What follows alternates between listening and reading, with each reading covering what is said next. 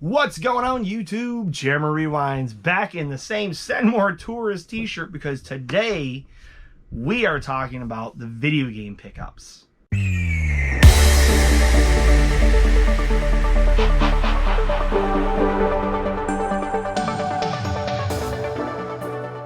We are in the game room. We are moving on to our next video. We're going to talk about all the video game pickups that we did at the toy show. It is very sad. I know it's called a collectathon. It's not really a collector, whatever it was called, collector something. It wasn't called a toy show. It really should have been just considered a toy show. There were two vendors. There was one vendor that was like all video games, and then there was some other one or two tables that had a few video games at them. But sadly, I went in with the mindset that I was like, you know what? We're gonna find Little Samson. Did we find Little Samson? No. We found his dejected brother, Little Mario. Good one. That nobody, everybody and their brother already has. Unless you're starting out, in which case then you would have loved this vendor because he had tons of NES, Super Nintendo, Genesis, PlayStation. I asked him when I got there, I said, what's your most expensive video game you have here right now today? And it was like a $30 game, $40 game. And I was just like, no, I'm not interested in that because I'm looking for something that I can remember this event with, something that I can go home and be like, I got that at blank.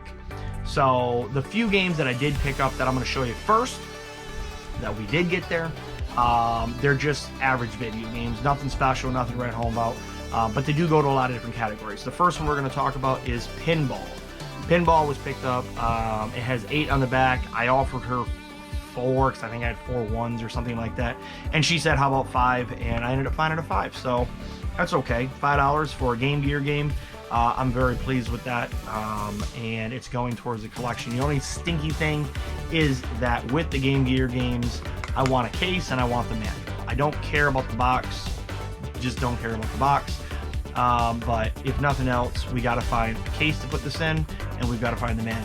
While we're on the topic of Game Gear games, we picked up this one, which is Bernstein Bears, or Berenstein Bears, or however you want to say it, Bears. It's the Berenstein Bears. It's by Sega Club, or for the Sega Club, or whatever it is. It's in good shape, and it came with the case. So I picked that up. The other thing I picked up this one also. This is Super Off-Road. Now, I'm not super super off-road, and I'm not super excited about Video Game Exchange having their sticker wrapped around the side. I have this gut feeling that if I go to pull it off, it's gonna leave the like void sticker residue on it.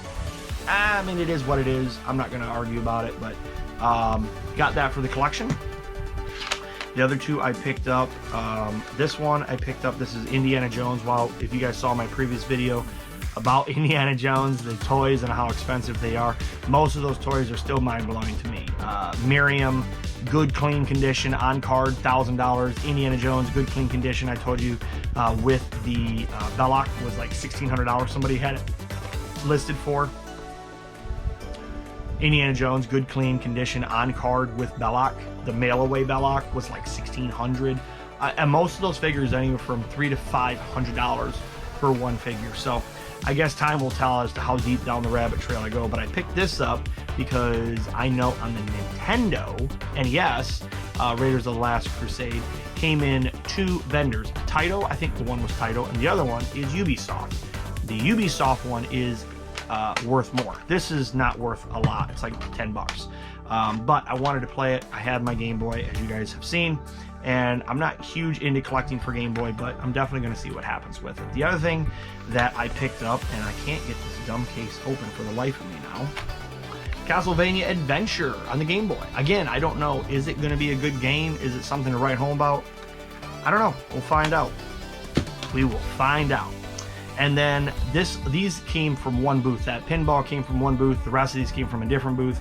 And at this booth, I also picked up the Blues Brothers 2000. Now, it was a Blockbuster rental, but the sad thing is they tried ripping the back of it off. At this point, I'm just going to replace the back because when they took that off, they took the whole sticker with it. So eventually I'll come across a Nintendo 64 sports game of some kind, I'm sure. It'll have a good clean back like they all seem to do.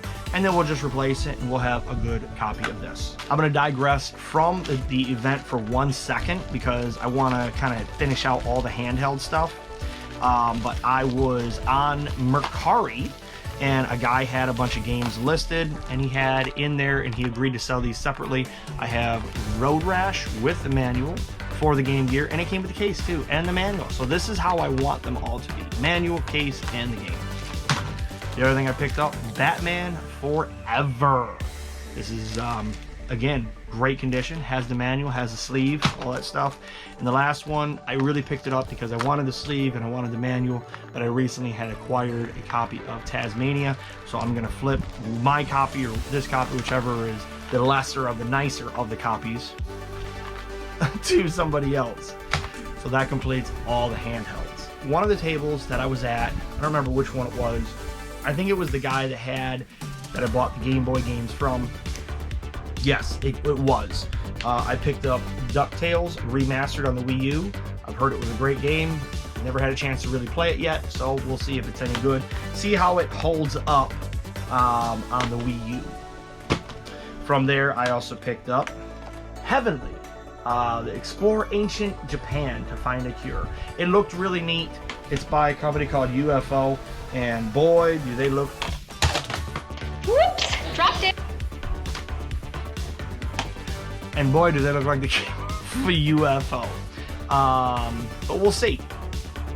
And then the last one I picked up from him, because a lot of people talk about how good this game is, it's called Sin and Punishment Star Successor.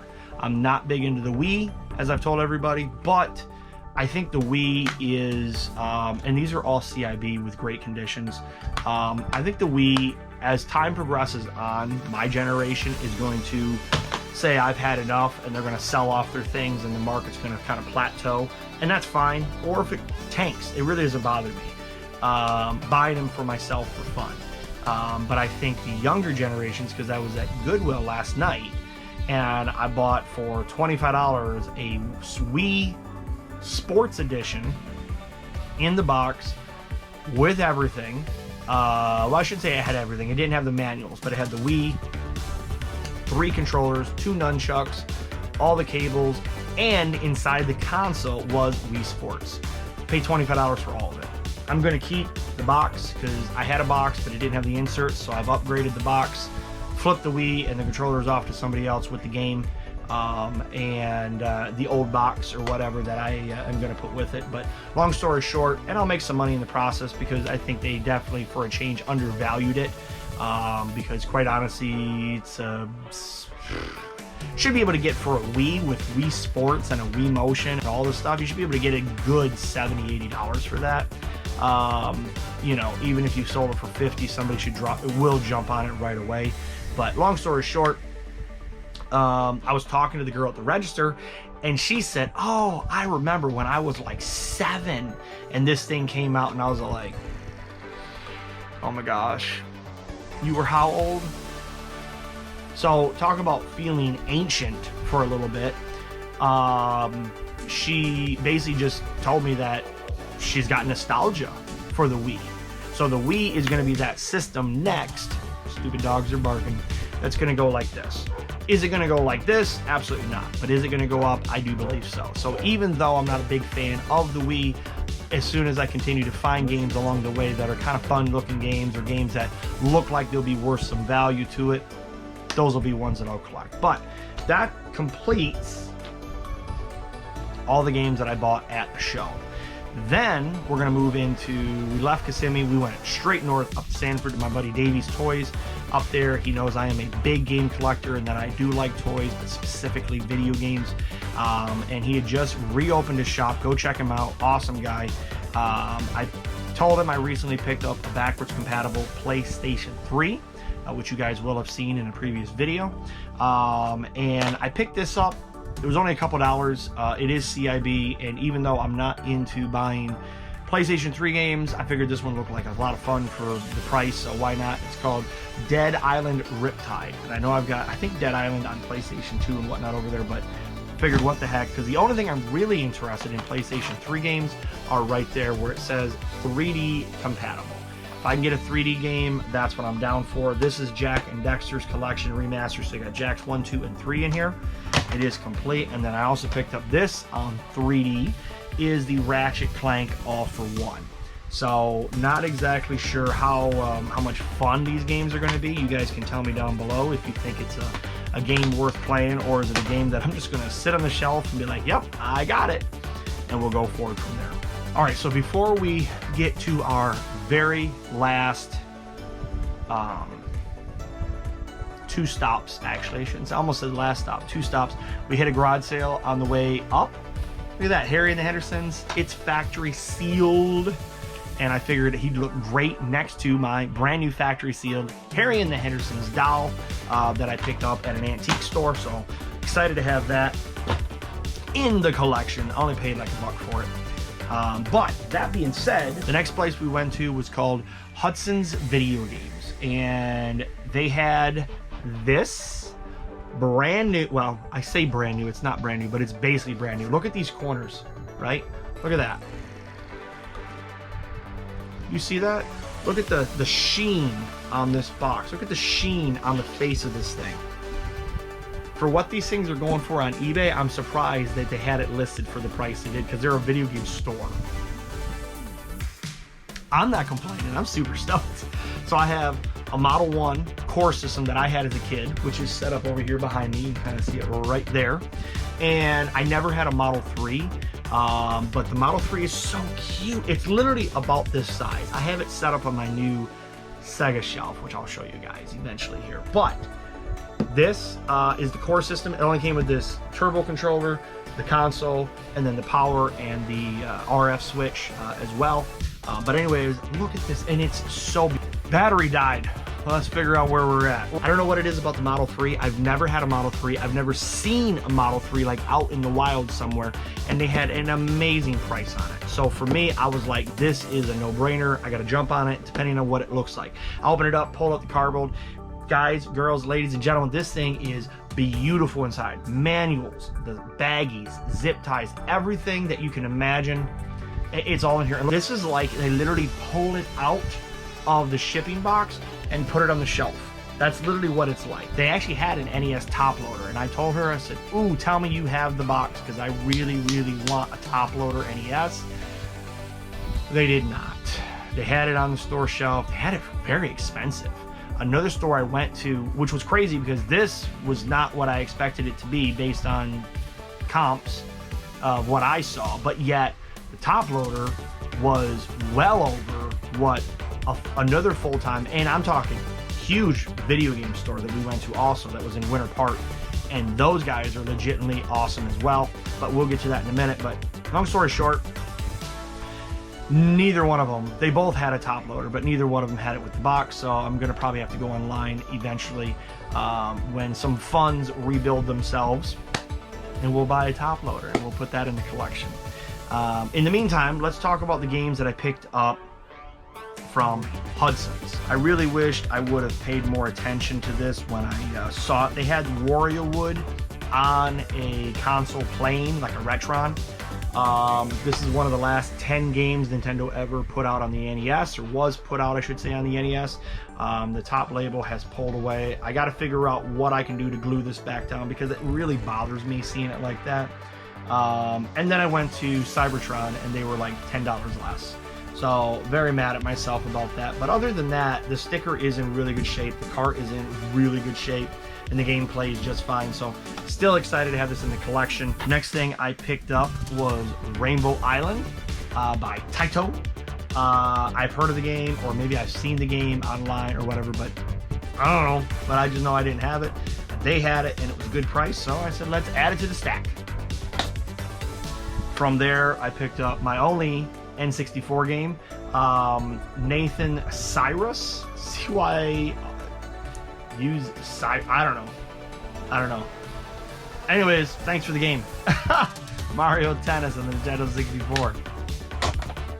And then I picked up a bunch of Super Nintendo games because the Super Nintendo collection is growing and we need to keep trucking along. I picked up this one called Hyperzone on the Super Nintendo. I hate when I do that, but it is in good shape. So I picked up that. I also picked up a copy of F-Zero. Didn't actually own a copy of F-Zero. They had one there. I picked up with the manual here. It's called Darius Twin by Taito. Here's the game itself, actually. Very, very good shape. Didn't care if it had the manual or not, as you guys know, but it did. Next thing we picked up is Filmation presents Snow White in Happily Ever After. We're gonna find out. Is it really Happily Ever After? Anywho, what else did we get here? Oh, we got Cliffhanger. And then I picked up Putty. Yeah, Putty. And then the banger. I just went blank. Contra 3 Alien Wars. Or Alien Force? Yeah, Alien Wars. The Alien Wars. Yes, Contra 3 The Alien Wars. This, hilarious. I just couldn't think. This is, if you know, you know. Contra Hardcore on Sega Genesis is my favorite Contra game. It is stupid hard, but it is so much fun. And this is basically the Super Nintendo edition. So, we have 2 games left. I picked up out of their case that had the Sega Genesis. I picked up Paperboy 2. This is the cardboard. I think they all came cardboard on this particular one, but it is CIB, which, as you know, is the only way I want to collect these things. And then they also had this Shadow Hearts Covenant. This is by Midway. No idea if it's any good. It says, wield the power of the Judgment Ring to fulfill your destiny. Guess we'll find out, but the manual, both discs, great shape. I don't know. I thought it was worth it, so why not? So that completes Hudson's Toys. From there, we went to one more game store. Actually, there was 2 more stops we did, but we went to one more game store. It's called Cybertron Video Game. Hey guys, hopefully you can hear me okay. I have 2 dogs just losing their mind, one on my lap and one behind me. This is going to be the outro to the video. I hope you enjoyed watching this video of the video game pickups that I had done at the convention, as well as Hudson's Toys. Definitely stick around. Cybertron in Winter Park is where I go to next, and it was amazing. Absolutely super cool, guys. Super cool stuff. Pete, calm down. Anyways, we'll see you guys on the next video right here on Jeremy Rewind.